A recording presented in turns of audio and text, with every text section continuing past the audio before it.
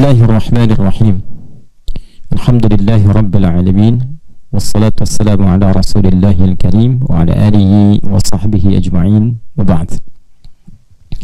Teman-teman sekalian, materi hari ini seperti kita telah sampaikan akan mengambil tema tentang hakikat kehidupan manusia, menjawab beberapa pertanyaan yang insya Allah kita akan tuangkan terlebih dahulu sebagai batasan pembahasan kita sampai dengan setidaknya 30-45 menit ke depan insya Allah.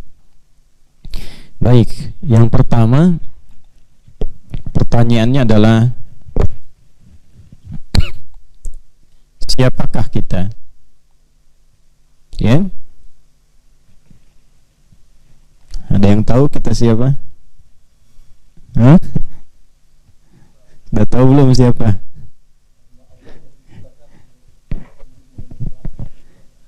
Hamba Allah yang diciptakan untuk penyembah mengabdi kepada Allah. Berarti sama kayak kambing. Kayak burung. Burung kan hamba Allah juga. Dan belum bertasbih gitu kan? Ya, itu beribadah juga. Batu bertasbih. Ya, batu itu bertasbih, benda-benda semua bertasbih. Hamba Allah juga semua. Nah, nanti yang membedakan jenisnya. Siapa kita? Manusia. Kita manusia, ya. Enggak usah jauh-jauh, manusia ini. Baik. Nah, siapa manusia itu? Ya? Apa tugasnya? Kenapa ada di sini? Ya, kenapa menjalani kehidupan di dunia? Mau kemana? Itu mesti tahu. Kalau tidak tahu, orang yang tidak tahu mengapa dan bagaimana beraktivitas, maka hilang arah nanti. Tidak punya orientasi hidup.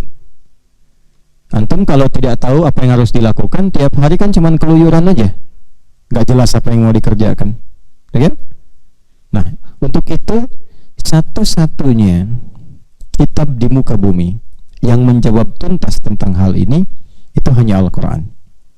Silahkan boleh riset dari mulai kita siapa, untuk apa diciptakan, bagaimana menjalani kehidupan di bumi, kenapa harus di bumi, kemana setelah di bumi, bagaimana menjalaninya sampai berpulang lagi. Silahkan cek.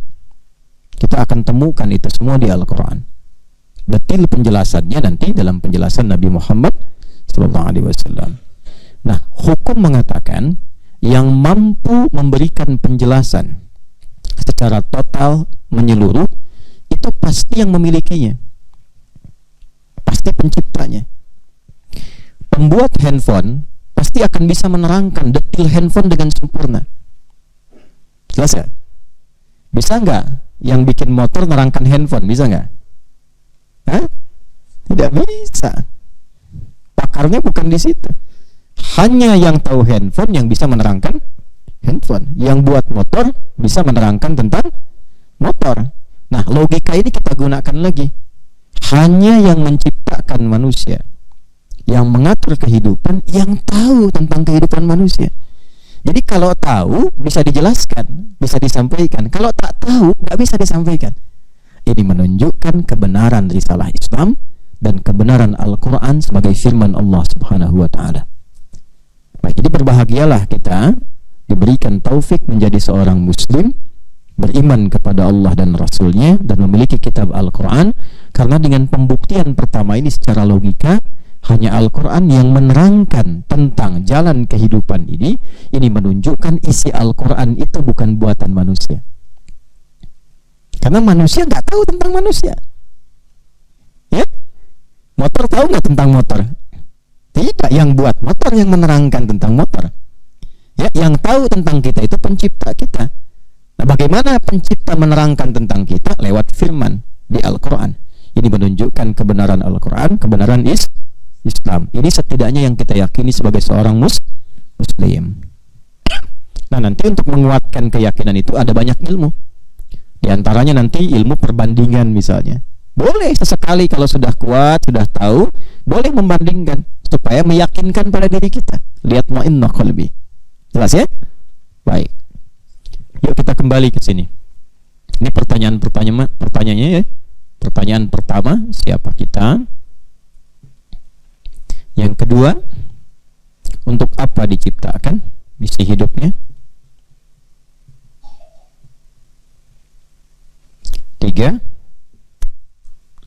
mana berkehidupan tempatnya,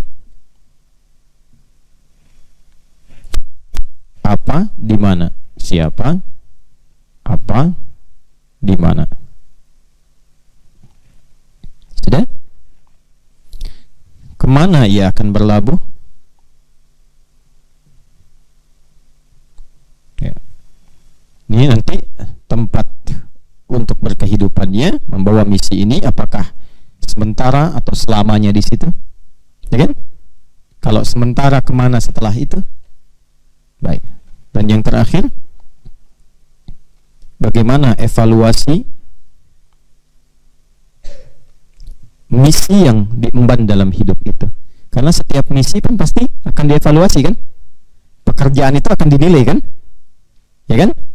Antum kalau bekerja atau teman-teman yang sedang belajar ada ujian kan? Ya, ada nilainya kan? Yang bekerja juga begitu, di setiap perusahaan pekerjaan itu pasti ada evaluasinya. Nah, jadi fitrah pekerjaan itu selalu akan ada evaluasi. Ini 5 pokok ini. Baik, kita mulai dari sini dulu ya, pelan-pelan. Siapa kita? Manusia. Nah, ini nggak ada perdebatan. Atau ada yang mau pikir-pikir dulu? Tidak ya? Baik. Manusia.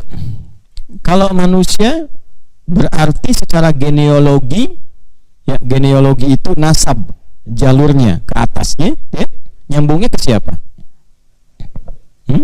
Ya ke manusia lagi, ya kan? Manusia ke manusia lagi, manusia pertama terus ke atas, ya kan?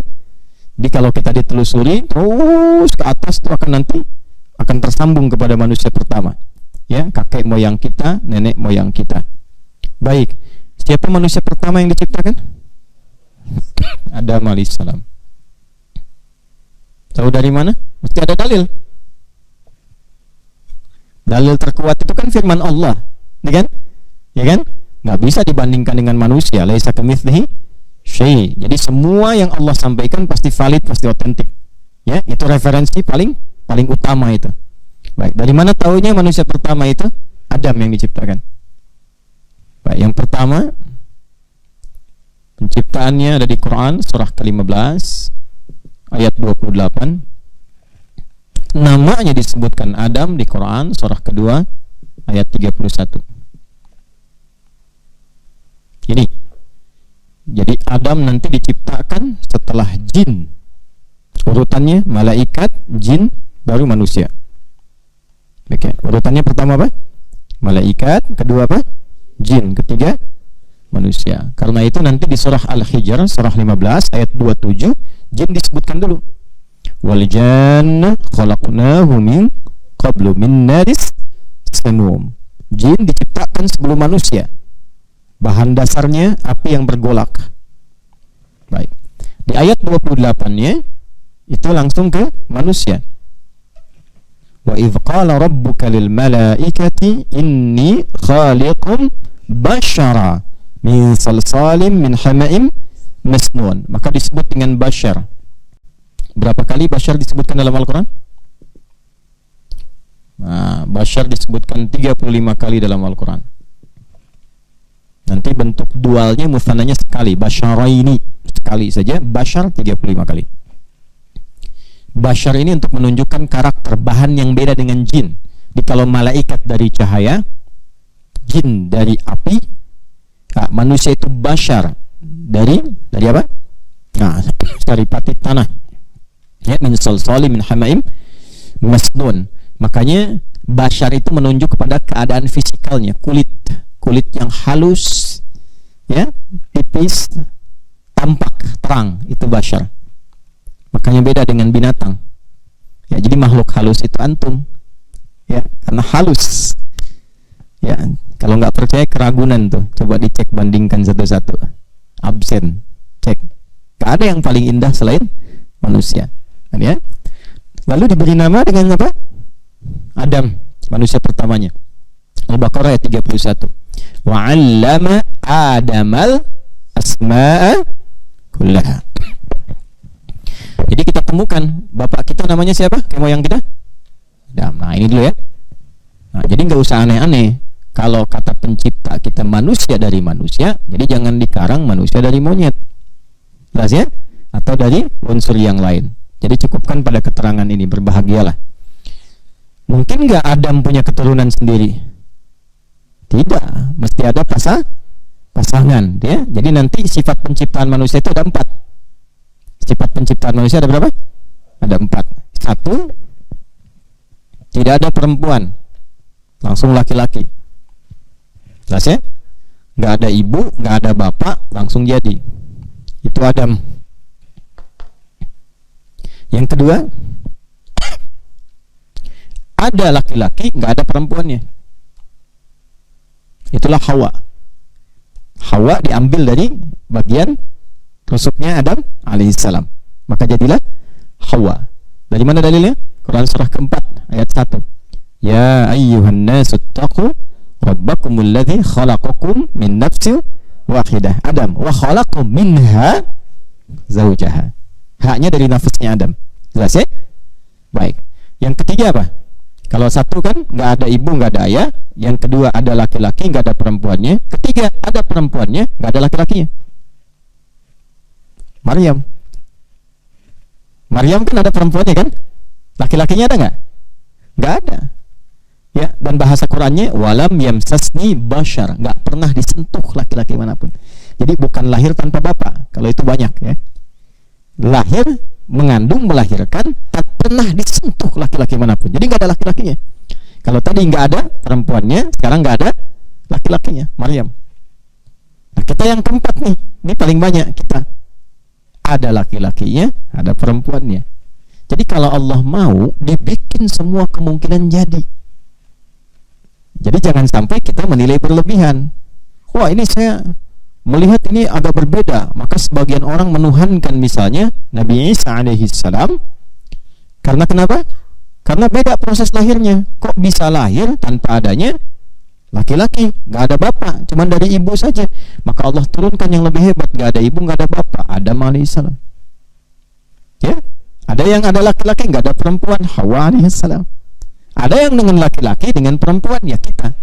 Jadi semua penciptaan manusia itu, semua jenisnya telah ditetapkan oleh Allah, sehingga kita menyadari hanya Allah yang bisa melakukan. Kalau Allah mau, jadi. Ya, kun faya kun. Kira-kira kita produk yang mana nih? 1, 2, 3 atau 4? 4. Ada pasangannya, Adam dengan ibunda kita siapa? Hawa. Melahirkan keturunan terus. Ini nanti Quran surah keempat ayat 1, keturunannya menyebar, lahir keturunan. Quran surah 49 ayat 13. Ya ayyuhan nasu inna khalaqnakum min dzakarin wa untha wa ja'alnakum syu'uban wa qabaila lita'arafu inna akramakum indallahi atqakum. Nah, semua keturunan dari Adam dan Hawa ini, baik laki-laki ataupun perempuan, terusan dari Quran surah 4 ayat 1, wabatsa minhuma rijalan katsiran wa nisaa. Keturunannya semua disebut dengan Bani Adam. Bani Adam. Jadi kita ini semua Bani Adam sampai kehidupan selesai. Ya, Bani Adam.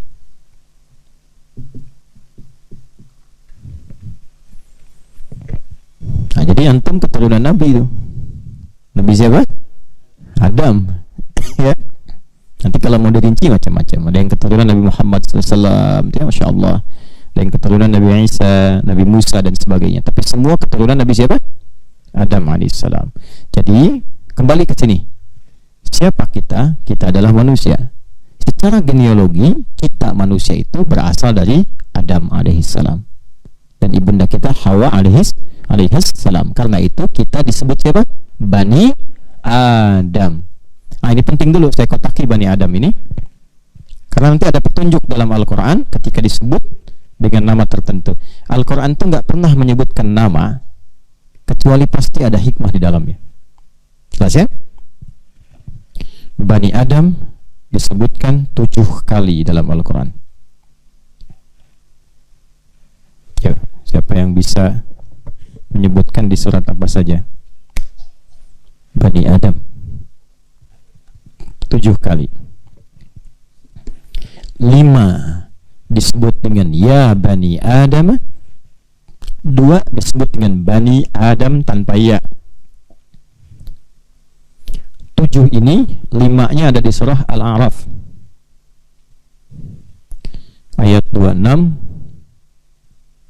27, 31. Satu lagi berapa? 26, 27, 31, 35. Kemudian satu lagi yang pakai Bani Adam tidak pakai ya, ayat 172. Jadi 5 pas. Sudah? 2 lagi di mana? Al-Isra. Al-Baqarah enggak ada. Al-Isra ayat 70. Walaqad karramna Bani Adam. Satu lagi? Tiap Jumat baca apa selain Al-Kahf? Yasin. Yasin ayat 60. Alam a'had ilaikum ya Bani Adam. Jadi pas 7 ya. Nah, tulis dulu, nanti akan diurutkan. Ini tentang kita nanti, tentang hidup kita tuh ada di situ. Secara genealogi nanti ada pesan, baik diberikan oleh Allah ataupun Nabi Adam nanti yang diabadikan dalam Quran. Coba dicek di mushaf, betul nggak? Betul. Baik. Al-A'raf ayat berapa saya tadi? 26, 27, 31. Baik, kemudian 172. Kemudian Al-Isra ayat 70. Satu lagi Yasin ayat 60. Ayo nanti yang PKU, yang santri, nanti hafalan Qurannya harus sampai ke peta Quran. Nanti setoran dengan saya insyaallah ya. Nah, peta Quran itu nanti bukan sekedar kita baca. Jadi begitu baca kita sudah membayangkan mushaf dan bisa mengurutkan. Ya. Dari juz 1 terus. Coba baca juz 1. Acak aja baca juz 1 coba. Baca. Siapa baca? Nah, itu paling gampang ayat 2 itu kan. Bah kiri atas kebayang mushafnya. Baca lagi.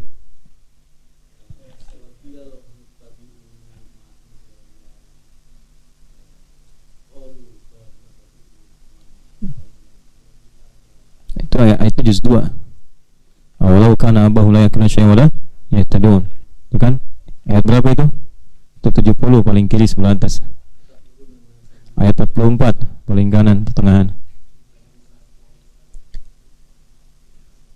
61 60 paling kanan tengah-tengah. 131 paling kiri tengahan. Apa lagi? Itu ayat juz 2. Juz 2 ayat 154. Apa lagi? 137, 138 sih buat Allah. 25 kanan. Ya, yang mana? Mau yang 49 atau yang 123? Ya. Kenapa? Kamu baca surat apa itu? Di satu kamu pindah kemana-mana. Baik. Nah, maksud saya nanti ada satu waktu belajar bagaimana kita bisa meniatkan dengan ikhlas untuk berinteraksi dengan Al-Quran. Semakin ikhlas, semakin cinta Quran, Qurannya yang datang nanti. Nah, kepentingannya buat apa? Bukan untuk membanggakan diri, bukan untuk ria, tampil, tahu, ini bukan. Berkhidmat kepada Al-Quran. Salah satunya untuk mengajarkan isinya supaya Allah ridha. Jadi kalau kita nanti sudah mengerti Bani Adam, terbayang nanti Al-Fatihah sampai An-Nas itu di mana saja tempatnya. Berapa kali disebutkan? Ya ayyuhalladzina amanu, berapa kali? 68 kali. Di mana aja tempatnya? 1, 2, 3. Nah, hubungannya apa di antara 68 itu? Okay? Nah, demikian yang kita bisa contohkan. Jadi itu bukan untuk membanggakan, itu tidak. Kalau sudah tahu diam, tak usah banyak tunjukkan orang gitu ya. Nah, kalau sudah paham, menguasai, tak harus ikut lomba. Kalau mau sekali aja untuk tahu. Setelah itu tidak usah ikut-ikut. Ya, supaya menjaga hati. Ya, bukan berarti dilarang, tidak. Tapi kalau untuk mau jadi ulama mesti beda. Tazkiyatun nafasnya harus lebih tinggi. Ya. Dan tak usah nyebut-nyebut misalnya saya begini begitu, kecuali karena kepentingan tertentu yang harus dihadirkan, ya. Ya, kembali ke sini. Bismillah. Bani Adam. Siapa kita? Kita manusia. Baik, secara genealogi kita berasal dari manusia pertama, Adam alaihissalam, karena itu disebut dengan Bani Adam. Baik, kalau begitu, karena kita berasal dari manusia pertama, Adam alaihissalam, maka tugas dan misi hidup kita pun pasti gak akan beda jauh dengan Nabi Adam, karena sama-sama manusia. Kan Allah menciptakan manusia itu untuk misi tertentu, kan? Baik, kan? Yang misi ini tidak diberikan pada malaikat, tidak kepada jin. Mudah bagi Allah, udah malaikat jalankan tugasnya, jin jalankan tugasnya, mudah. Tapi ternyata misi ini nggak bisa diemban malaikat, tak mampu diemban oleh jin. Karena itu nanti ada makhluk yang ketiga yang khusus menjalankan misi ini. Berbahagialah kita terpilih di dalamnya. Nah, misi ini diberikan kepada makhluk yang ketiga, disebut dengan manusia, bashar tadi. Karena itu setiap yang disebut dengan manusia, ya, sepanjang dia berkehidupan, pasti hidupnya itu didedikasikan atau ditujukan untuk menjalankan misi kehidupannya, misi yang tadi disebutkan, ya. Nah, sekarang saya tanyakan, kita manusia bukan? Kita berasal dari Nabi Adam, Nabi Adam manusia bukan? Berarti misi kita dengan Nabi Adam sama, jelas ya, karena sama-sama apa? Manusia, dan kita bersumber dari satu sumber yang sama, itu Adam alaihissalam. Karena itu disebut dengan apa? Bani Adam. Untuk mengetahui misi kita apa, kita harus cek dulu kepada misinya manusia pertama, Adam alaihissalam. Dan bagaimana nanti kakek kita Nabi Adam alaihissalam memberikan wasiat kepada kita, bagaimana menyempurnakan misi ini nanti setelah beliau nggak ada. Itu lengkap semua. Oke, kita mulai dari sini dulu. Allah tidak mungkin menciptakan makhluk apapun, bernyawa atau tak bernyawa, kecuali pasti ada fungsinya, ada tujuannya, apapun itu. Apalagi menciptakan manusia, sudah jelas pasti ada misi, tujuan yang berbeda dengan benda-benda lainnya atau makhluk lainnya yang Allah ciptakan. Baik, ya? Nyamuk saja ada tujuannya, ya. Nyamuk tuh yang sering dicari, apa macam-macam, ada tujuannya, ya. Ayam tuh, ya, yang ngantuk makan dagingnya dan sebagainya, ada tujuannya. Jadi ayam aja diciptakan ada tujuan, apalagi manusia. Nah, sekarang kita mesti sadar saat berkehidupan sampai usia sekarang, apa tujuan hidup kita itu? Jangan-jangan hidup selama ini belum tahu tujuan, repot. Maka kembali ke sini, saat diciptakan tadi, Quran surah ke-15 ayat 28, saat diberikan tujuan hidupnya, misi hidupnya, maka langsung disampaikan, diviralkan di Quran surah kedua ayat 30. Perhatikan, antara penciptaan dan pemberian misi atau tujuan hidup itu pembukanya sama. Sudah? Jadi ingin memberikan kesan bahwa kalau ada manusia hidup lupa dengan tujuan, seakan-akan nggak hidup, gitu. Maksudnya gitu. Nah, ini bahasa Quran yang indah sekali kalau kita ngaji gitu, ya. Ya, ngajinya tuntas tuh. Coba lihat di Quran surah 15 ayat 28 itu kan pembukanya, wa idz qala rabbuka lil malaikati. Jelas ya? Ya, di Al-Baqarah ayat 30 sama pembukanya, wa idz qala rabbuka lil malaika. Jadi ingin memberikan kesan bahwa saat manusia diciptakan itu, ya, itu pemberian fungsi misi hidupnya itu sama pentingnya dengan penciptaannya. Jadi kalau ada manusia tercipta hidup tapi bergeser dari misi kehidupannya, itu akan-akan nggak hidup, itu aja. Ya, seakan-akan abai dengan kehidupannya, itu poinnya. Jelas ya? Halo, paham nggak? Paham ya? Baik. Ini baru dari pembukanya. Lihat sekarang, wa idz qala rabbuka lil malaikati inni khaliqun basyaran. Dan ingatlah, pahamilah, ya, Muhammad sallallahu alaihi wasallam untuk disampaikan kepada kita. Saat Allah Subhanahu wa taala mencipta dari yang tidak ada menjadi ada. Jadi nggak adanya itu dari bahannya sama sekali nggak ada. Ya, ini bedanya antara Khaliq Allah dengan makhluk. Kalau Khaliq itu artinya yang mencipta dari yang nggak ada sama sekali. Kalau kita nggak bisa membuat sesuatu dari yang nggak ada, nggak bisa. Harus ada dulu bagiannya, minimal bahannya. Ini spidol nggak ada nih, ya kan? Apa tiba-tiba bisa mengatakan jadi spidol? Jadi tidak. Mesti kan dikumpulkan bahannya dulu ya. Ada tintanya, ada plastiknya, ada macam-macam diolah dulu. Jadi spidol. Meja ini nggak bisa tiba-tiba. Meja nggak bisa. Ya. Ada bahannya dulu. Bahannya dari mana, di mana digabung jadi satu. Kalau Allah tidak. Bahkan dari bahannya, asalnya semua Allah yang ciptakan. Dari nggak ada jadi ada. Mencipta sesuatu dari tidak ada menjadi ada, itu disebut dengan khalaqa namanya. Penciptanya disebut khaliq. Jelas? Perbuatannya apa? Khalaqa. Nah, karena itu semua penciptaan yang dilekatkan kepada Allah itu selalu katanya menggunakan kata khalaqa. Iqra bismi rabbikal ladzi khalaq. Khalaqal insana min 'alaq. Ar-Rahman 'allamal Qur'an. Khalaqal insan. Wa ma khalaqtul jinna wal insa illa liya'budun. Nah, yang menciptakannya disebut khaliq. Ya, dan kalau antum bandingkan mau di kitab apa saja, itu hanya Quran yang paling pede mengatakan saya Allah, saya Khaliq. Tuh. Bahkan langsung mengatakan saya Allah, nggak ada Tuhan selain saya, sembah saya. Cari kata ini di kitab manapun, silahkan cari, nggak akan ditemukan. Silahkan cek, mau bandingkan dengan apapun. Nah ini untuk menguatkan keyakinan kita sebagai Muslim, ya. Karena begini, yang bisa mengklaim itu yang paling pede dengan klaimnya. Kalau nggak pede nggak akan mengklaim. Ya, kalau orang dia punya sesuatu dia akan klaim, saya punya nih, ya, Lamborghini 6 misalnya kan, ya, mobil ini, mobil itu, karena punya. Kalau nggak punya nggak bisa klaim.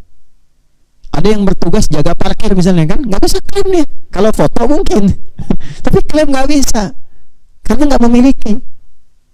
Nah dia yang pede yang mengklaim itu, yang punya sifatnya atau memilikinya. Karena Allah itu memang Tuhan yang hak, maka pede mengatakan saya Allah, saya Tuhan, nggak ada Tuhan selain saya, sembah saya. Itu ada di Quran surah 20 Thaha ayat 14. Innani anallah, saking pedenya pakai nun taukid. Innani anallah, aku benar-benar Allah. La ilaha illa ana, nggak ada Tuhan selain aku. Fa'budni, sembah aku. Coba temukan di kitab manapun. Kalau nggak ditemukan, nah, konsekuensi logikanya bekerja di situ, berarti kan nggak pede kan, bukan Tuhan artinya. Hanya Tuhan yang hak, yang paling benar, yang pede mengatakan saya tuh Tuhan. Jelas begini? Ini belajar tauhid ya. Nah sama, ketika tadi kembali kepada bahasan kita, Allah mengatakan saya Khaliq. Wa idz qala rabbuka lil malaikati inni khaliq. Hanya saya yang mampu mencipta dari nggak ada jadi ada. Jelas ya? Baik, jadi nggak bisa disamakan dengan perbuatan makhluk. Laisa kamitslihi syai'. Baik. Nah, sekarang lanjutkan. Setelah tercipta, tadi hukum mengatakan setiap yang dicipta itu mesti ada fungsinya. Nggak boleh ciptaan Allah sia-sia. Maka diterangkanlah kenapa Allah menciptakan manusia. Ditegaskan di Quran surah kedua ayat 30 dengan pembuka yang sama. Wa idz qala rabbuka lil malaikati inni ja'il. Yang ini khaliqun, yang ini ja'ilun. Khaliq membuat dari tidak ada menjadi ada. Ja'il memberikan fungsi pada yang telah ada. Ini ada spidol nih. Apa fungsinya? Hah? Nah, belum tentu, terserah yang pegang gitu kan. Nah, anna ja'ilun al-qalama ramyan min nu'as. Saya mau jadikan spidol yang ini untuk melontar yang ngantuk misalnya kan. Nah, ja'il. Anna ja'ilun al-qalama wasilatan lil kitabah. Saya menjadikan spidol ini sebagai wasilah, perangkat untuk menulis misalnya. Nah, menjadikan fungsi pada yang sudah ada itu disebut ja'ala. Pelakunya disebut apa? Subjeknya ja'il. Nah maka ketika Allah mencipta disebut khaliq, ketika memberikan fungsi pada ciptaan disebut ja'ilun. Jelas di sini? Ya, teruskan. Fil ardi. Nah, kita langsung ke nomor 3 nih. Jadi fungsi hidup kita tempatnya fil ard, bukan bukan fis sama. Tugas itu bukan. Tugasnya di mana? Di al-ard. Nah, sekarang kita artikan dengan bumi, tempat yang dipijak. Nah, jadi kita diciptakan itu untuk bertugas, bukan untuk tinggal. Ya, tugas itu kan cuma sementara kan, bukan menetap. Maksud tinggal sih bukan menetap, untuk bertugas. Jadi di bumi ini untuk bertugas, bukan untuk menetap. Salah kalau berpikir menetap. Baik ya? Penciptaan Adam di mana? Hah? Baik, di surga, di langit kan? Baik ya, di surga ya, tempat tertinggi kan, yang termulia, sifatnya begitulah kurang lebih, tempat mulia untuk makhluk. Baik, tapi tugasnya di mana? Di bumi. Dikenalkan dulu dengan tempat pulangnya. Nih, tempat kamu nih di sini nih, tinggalnya di sini. Tempat kita ini, anak cucu Adam, ini bukan di sini. Di Jannah, Al-Baqarah 35. Ya, wa qulna ya Adam uskun anta wa zaujukal jannah. Jadi tempat kita tuh di Jannah. Cuma untuk ke Jannah itu tugas dulu. Ya, tugasnya di mana? Fil ard. Jadi kita ini sekarang sedang bertugas membawa misi yang kalau sukses misi itu pulanglah kita ke Jannah. Jelas ya? Nah, kalau misinya nggak sukses bagaimana? Hah? Susah pulang. Kan kita sering digambarkan tiap tahun. Mudik itu kan pulang. Ya kan? Mudik kan pulang kampung. Ya kan? Mudik itu kan bahasa Arabnya id. Hah? Id itu mudik, ada yang udu. Ya kan? Ya kan? Id itu pulang. Tempat pulang disebut dengan ma'ad namanya. Innalladzi farada 'alaikal Qur'ana la radduka ila ma'ad. Waktu pulang disebut dengan mi'ad. Tuh, bunyinya kencang. Hati-hati tuh.